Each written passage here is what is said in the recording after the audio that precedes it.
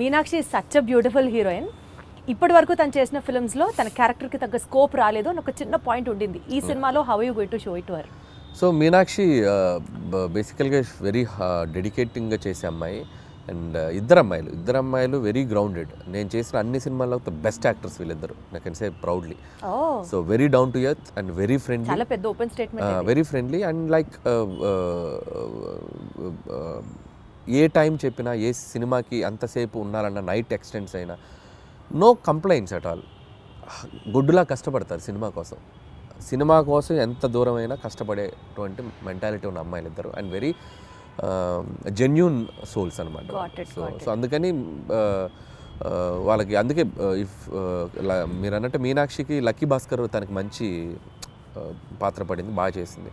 And ఈ సినిమాలో కూడా తనకేంటంటే ఐశ్వర్య రాజేష్తో వచ్చేసి ఒక కంప్లీట్ ఇన్నోసెన్స్, ఒక చదువు రాని ఒక పల్లెటూరు గబ్బలై ఒక వెంకటేష్ గారి వైఫ్గా ఉండి భర్తని విపరీతంగా ప్రేమించి పక్కన ఆడగాలి సోకితే చాలు ఫ్రస్ట్రేట్ అయ్యి పొసెసివ్గా ఫీల్ అయ్యే అమ్మాయి లైఫ్లో.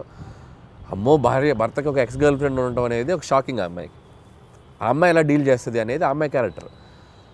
మీనాక్షిది వచ్చేసరికి దానికి బౌన్స్ అవ్వాలి, ఆ అమ్మాయి క్యారెక్టర్కి బౌన్స్ అవ్వాలి. సో మీనాక్షిది కూడా చాలా మంచి రోల్. అండ్ యాక్షన్ ఉంది, ఫస్ట్ ఒక 10 నిమిషాలు ఆ అమ్మాయికి ఒక ఫైట్ కూడా ఉంది. And police officer role. So glamour wise, cutout wise ఆ అమ్మాయిది కూడా సినిమాకి హెల్ప్ అవుతుంది ఇద్దరు. Got it. సో నిజ జీవితంలో ఉన్న సంఘటనలు తీసుకొని మీరు సినిమాల్లో అంటే the most delicate and sensitive element is what you pick up for your films అనుకుంటే నిజంగా చెప్పండి అనిల్ గారు, మీ లైఫ్లో వైఫ్ సెగ్మెంట్ కంటే ముందు గర్ల్ ఫ్రెండ్ సెగ్మెంట్ ఉందా? ఇవి చెప్తే కాపురాలు కూలిపోతాయి, చెప్పలేము. విన్నాం కదా మీది కూడా లవ్ మ్యారేజ్ అనే విన్నాం. అంటే ప్రతి వాళ్ళకి ఎక్కడో ఒక చోట ఒక లవ్ స్టోరీ ఉంటుంది. అది 10th క్లాస్ నుంచి ఇంటర్లో ఉండొచ్చు, ఇంటర్ టు ఇంజనీరింగ్ ఉండొచ్చు, ఇంజనీరింగ్లో ఉండొచ్చు, లేకపోతే అది నేను అవి చెప్తే నా లైఫ్ బయోపిక్ నేను తీసుకోవాలి. మీకు తెలుసో తెలీదో మీరు బ్లష్ అవుతున్నారు. లేదు నేను చెప్పలేను. సో మా వైఫ్కి తెలుసు నాకేముందో, కాబట్టి నేను పబ్లిక్గా చెప్పలేను. అండ్ ప్రతి ఒక్కరికి ఉంటుంది. అందుకే నేను తీసుకున్న ఎలిమెంట్ F2 కానీ. అండ్ F2 కూడా ఇట్స్ లైక్ వైఫ్ హస్బెండ్ మధ్య ఉండే క్యూట్ రిలేషన్షిప్లో ఉండే చిన్న చిన్న fun things, problematic things discuss చేయడం వల్ల that become a very very big hit. ఇప్పుడు కూడా ఏంటంటే ప్రతి ఒక మగాళ్ళ లైఫ్ అవ్వచ్చు, అమ్మాయిలకు కానీ ఎక్కడో చోట ఒక పాస్ట్ ఉంటుంది. సో ఆ పాస్ట్ని మనం బ్యూటిఫుల్గా డ్రైవ్ చేస్తే ఎలా ఉంటుంది, సో దానివల్ల ఉండే ప్రాబ్లమ్స్ని ఎలా మనం చెప్తే ఎలా ఉంటుంది అనేది. మీ నిజ జీవితాన్ని రెప్లికేట్ లేదు, నా నిజ జీవితం కాదు, ఇది అందరికీ మంది కనెక్ట్ అయ్యే ఎలిమెంట్. సో నాది ఉండేది తక్కువ ఉండొచ్చు, ఇంకోటికి ఎక్కువ ఉండొచ్చు. అంటే మీకంటూ ఉంది, ఎవరికైనా ఉంటుంది అండి. నాకు అంత పెద్ద లవ్ స్టోరీ లేదు, అది నా వైఫ్కి తెలుసు కాబట్టి ఇబ్బంది లేదు. నాకు పెద్ద లవ్ స్టోరీ లేదు, అస్సలు లేదు. నాకు లవ్ స్టోరీ ఉంటే ఇప్పటికి నేను 10 లవ్ స్టోరీలు తీయాలి. మీరు గమనించండి, ప్రతి వాడి జీవితం వాడు తీసే సినిమాలో రిఫ్లెక్ట్ అవుద్ది.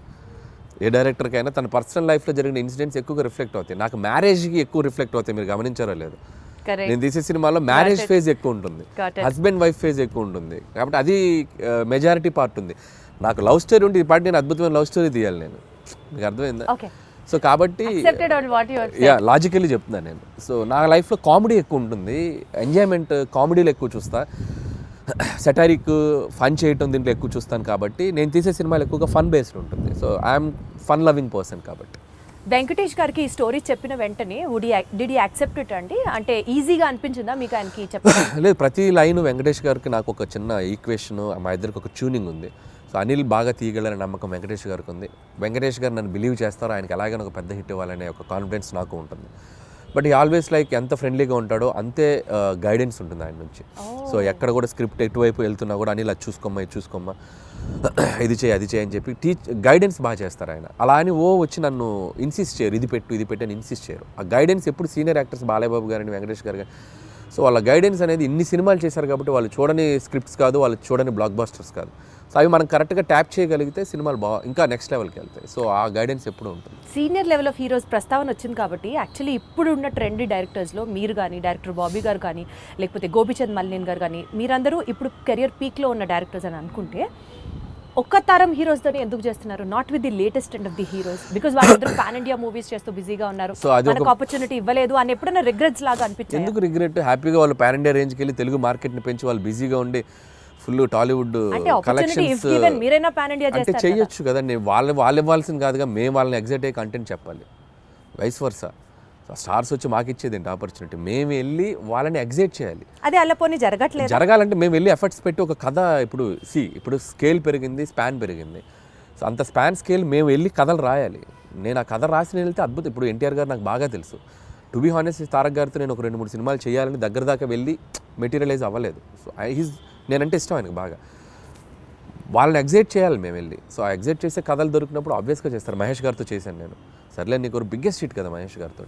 బట్ ఇప్పుడు మళ్ళీ అలాంటి కథలు చేయలేము మహేష్ గారితో. వాళ్ళు ఏంటంటే ఇప్పుడు వాళ్ళు నెక్స్ట్ లెవెల్కి వెళ్ళిపోతున్నారు. సో మార్కెట్ పెరిగినప్పుడు, సో మల్టీ లాంగ్వేజ్, అన్ని లాంగ్వేజ్లకి సరిపడా నేషన్ వైడ్ తీయాలంటే దానికి తగ్గ కంటెంట్, దానికి తగ్గ స్కేల్, దానికి తగ్గ వరల్డ్ క్రియేట్ చేయాలి. సో అనుకుంటే చేయొచ్చు. But as of now we are comfortable this అని నేను అనుకుంటున్నాను. నేను ఈ ఫేజ్లో నాకు ఇది చాలా బాగుంది. ఖచ్చితంగా ఒక 3-4 ఏళ్ళ తర్వాత, 2-3 ఏళ్ళ తర్వాత ఖచ్చితంగా ఎప్పటికప్పుడు ఒక ప్లాన్ ఉంది, చేయాలిగా. అందరు హీరోలతో చేయాలిగా, ఖచ్చితంగా చేయాలి. చేస్తాం, డెఫినెట్గా చేస్తాం. మనకు అద్భుతమైన హీరోలు ఉన్నారు మార్కెట్లో.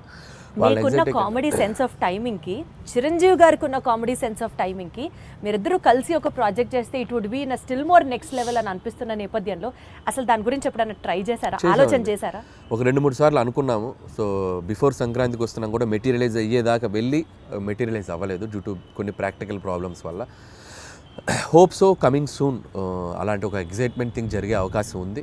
సో అది too early to tell. So Chiranjeevi గారితో చేయాలని నాకు ఉంది. But still it is on the track అని అయితే అర్థమవుతుంది. ట్రాక్లో ఉంది, బట్ కన్ఫర్మేషన్ మనం ఇప్పుడే చెప్పలేము. ఎందుకంటే ఇన్ ద సెన్స్ అన్ని సెట్ చేసుకుని నాకు చెప్తే బాగుంటుంది. సో ముందే చెప్పడం వల్ల ఏంటంటే నేను కథ లేకుండా, కథ పూర్తిగా హీరోకి గారికి చెప్పకుండా, ఏ ఎగ్జైట్మెంట్ లేకుండా ఇది ఉంది అని నేను చెప్పలేను. ఇద్దరు ఎగ్జైట్మెంట్లు అనౌన్స్ చేసామనుకోండి, కిక్ వేరు. సో అందుకని అది అంతా మెటీరియలైజ్ అయ్యాక చెప్తే బాగుంటుంది. Still we are in its very beginning స్టేజ్లో ఉంది. సో మీరు అన్నట్టు చిరంజీవి గారితో నేను అనేది చేయాలి అనుకున్న ఇది మాత్రం ఖచ్చితంగా డెఫినెట్గా మా ఇద్దరికి ఒక ఎంటర్టైన్మెంట్, ఆయనకి ఏం చేస్తే బాగుంటుంది అనే ఐడియా నాకుంది. అలాగే చిరంజీవి గారితో ఏం చేయాలి అనేది కూడా ఒక క్లియర్ పిక్చర్ ఉంది. సో డెఫినెట్గా ఇట్ విల్ బి లైక్ మీకంటూ ఫోకస్, ఆ విజన్ ఉంది కాబట్టి డెఫినెట్లీ అది ఎగ్జిక్యూట్ అవుతుంది వెరీ సూన్. ఈ సినిమా ప్రమోషన్స్ గురించి మాట్లాడితే అంతా యూనిక్గా, చాలా డిఫరెంట్గా ప్లాన్ చేయడం వాజ్ యువర్ చాయిస్ అండి, your idea, in fact your creative part. Especially Venkatesh గారు నేను పాట పాడతాను అన్నది ఎవ్రీ ఫిలిం అంటే నేను ఇప్పుడు కాదు, ఎవ్రీ ఫిలిం ఆల్మోస్ట్ F3 ముందు నుంచి కూడా, సరిలేరు టైం నుంచి అని చెప్పలేను కానీ F3 దగ్గర నుంచి కూడా భగవంత్ కేసరికి కూడా కొన్ని రీల్స్ చేశాను అమ్మాయిలతోటి. శ్రీలీల కాజల్తో కూడా చేశాను. బట్ ఈ సినిమాకి ఎక్స్ట్రీమ్ చేసాం. అంటే ఈ సినిమాకి క్రియేటివ్ పార్ట్ అంతా మీదేనా ఐడియా? లేదు, టీం ఉంది. I have a team. So digital team ఉన్నారు, వంశీ శేఖర్ అండ్ మనోజ్ టీం ఉన్నారు. బట్ నేను ఎక్కువ పార్టిసిపేట్ చేస్తాను. వాళ్ళు చేసిన దాంట్లో అవి ఇన్స్టెంట్గా నేను క్రియేట్ చేసుకున్నాను. వెంకీ గారు నేను అనుకున్న చేసినవి కొన్ని ఐడియాస్. వాళ్ళు ఏంటంటే నేను ఐడియాస్ చెప్పాక వాళ్ళు డెవలప్ చేస్తారు, వాళ్ళ దగ్గర ఏదంటే నేను ఇంకా బాగా డెవలప్ చేస్తాను. It's like mutual. But most of the time ఏంటంటే నేను ఎక్కువ ఇన్వాల్వ్ అయ్యి వాళ్ళని ఎంకరేజ్ చేస్తూ ఉంటాను. ఇలా చేసుకొని రండి, ఇలా అనుకోండి, ఇలా చేయండి. వాళ్ళు అంతే, అబ్బా అన్న సూపర్ అన్న, ఇది అదిరిపోయిందని ఇచ్చేద్దాం అని చెప్పి వాళ్ళు లైక్ ఇప్పుడు క్యాప్టెన్ ఉంటే ఎలా ఉంటుంది టీంలో, ప్లేయర్స్కి క్యాప్టెన్ ఒక ఎలా ఉంటుంది, అలా క్యాప్టెన్గా నేను వాళ్ళని మోటివేషన్ కానీ వాళ్ళని డ్రైవ్ చేయడం కానీ బాగా చేస్తుంటాను. కాబట్టి వాళ్ళు ఇంకా ఎక్కువ బాగా కష్టపడి పని చేస్తారు. సోషల్ మీడియా మొత్తం గోదావరి గట్టు మీద సాంగ్స్ రీల్ అసలు మారం రోగిపోతుంది. That itself shows the cinema is like super success already before the release. ఈ క్రెడిట్ ఎవరికి ఇస్తారు? సో భీమ్సేనండి, 100% భీమ్స్ అండ్ రమణ గోగుల ఇద్దరికి. సో ట్యూన్ లేకపోతే ఆ సాంగ్ లేదు, రమణ గోగుల గారు పాడకపోతే ఆ రీచ్ లేదు. అసలు ఆల్ ఆఫ్ అ సడన్ ఆయన పిక్చర్లోకి తీసుకొచ్చారు, all of a sudden it became a blast. All of sudden కాదు, ఇట్స్ లైక్ ప్లాన్డ్. ఒక మంచి వాయిస్తో వెళ్ళాలని మేము వెయిట్ చేసాం. ట్యూన్ ఎప్పుడో జూన్లోనే కంపోజ్ అయింది ట్యూన్. సో దాన్ని మేము ఓపిక్గా వెయిట్ చేసి ఎవరితో పాడిస్తే బాగుంటుంది అనుకొని ఫైనల్గా రమణ గోల్ గారు అయితే బాగుండని చెప్పడం, అక్కడి నుంచి భీమ్స్ రమణ గోల్ గారికి టచ్లోకి వెళ్ళి ఆయన ఒప్పుకోవడం. సో బేసిక్గా ట్యూన్ అద్భుతంగా ఉండడంతో రమణ గోల్ గారు కూడా ఈజీగా యాక్సెప్ట్ చేశారు. సో వచ్చాక ఆయన పాడి, ఆయన చమక్కులు కొన్ని యాడ్ చేసి రే ఇలాంటి చమక్స్ ఉంటాయి ఆయనవి కొన్ని ఆయనవి ఉండటం. ఇట్స్ లైక్ టీమ్ వర్క్, అందరూ అద్భుతంగా